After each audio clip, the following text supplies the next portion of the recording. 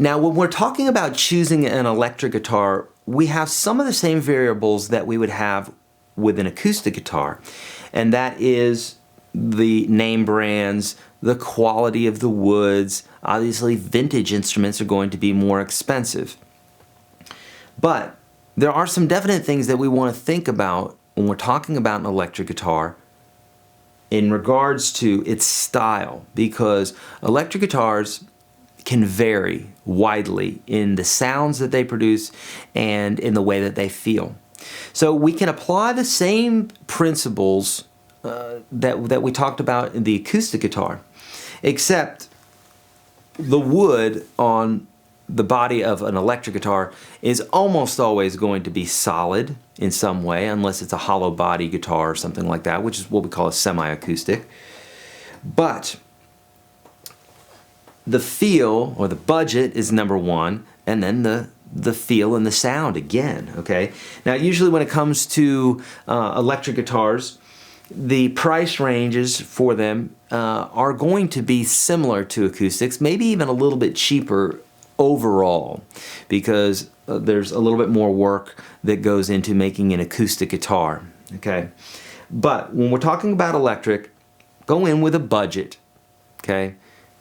Play some that feel good to you, and then listen for the sounds. Now, you could almost flip those two in that when it comes to the electric guitar, the sound has so much to do with the body style, with the pickups. These are called pickups. There's so much to do with that, okay? And so a little bit of research is necessary when it is that you're going to buy an electric. And what most people do is they have a few folks that they listen to that are their favorite guitar players, and they say, I want that guitar. And that's a great way to think about it in regards to if you see Jimmy Page playing a Les Paul a lot and you love that sound, or a Telecaster, used the Telecaster a lot as well. If you love that sound, then chances are when you play it, you're going to love that sound too, or it's going to get you closer to what you want. Okay? So going by what your favorite guitar players use is also a really great thing to do. Now, a disparaging difference between most guitars, electric guitars, is whether it has single coil or double coil pickups, what we call humbucker pickups. And you can tell the difference in this way. Single coil pickups basically cover one finger, okay? They're the size of one finger. If you see guitars that have two pickups here, then you're going to have a different style. For instance, this is a Gibson SG, and you can see that the pickups cover more than one finger. In fact, it's about two fingers. And this is what we call a humbucker pickup. And just a real short history on that, the single coil pickups can produce, most often they produce a hum, okay, which is just inherent of that technology back in the day, okay? And then somebody came along and said, I'm going to produce this pickup where basically there's two single coils in there and they cancel out the hum, okay? We don't need to get too deep in there other than they're higher output, so they produce a more rock and roll type sound than, say, the single coil type style pickups. They produce a heavier sound, and they get rid of that hum that we're talking about, okay? So there's some basics for you. Some other things to think about is you have either neck through, like either a neck that is glued on, or in the case of, say, like Fender Stratocasters, they're bolted on. Some folks have a preference for that. I don't. Typically the glued on necks are going to be more expensive. There's a little bit more craftsmanship involved in that.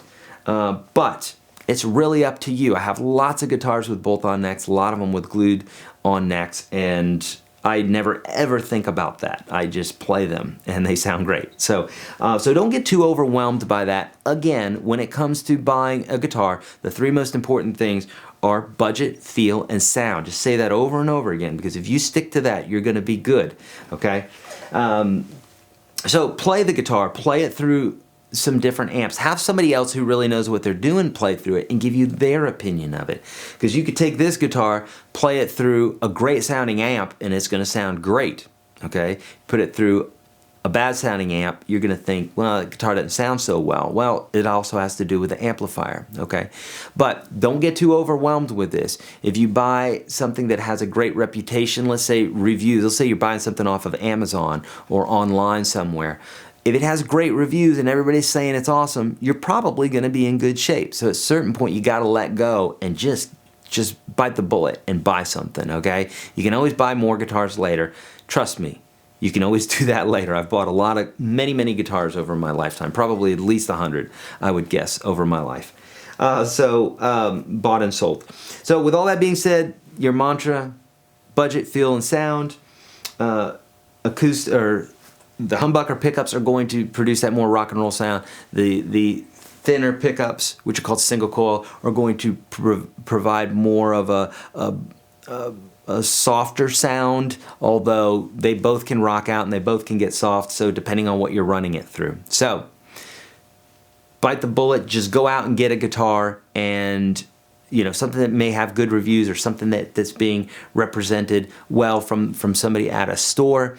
And then again, you're the judge here, and if you like the way it sounds, you like the way it feels, and it's within your price range, it's probably the guitar for you. So let it speak to you and get that electric guitar and let's get to playing.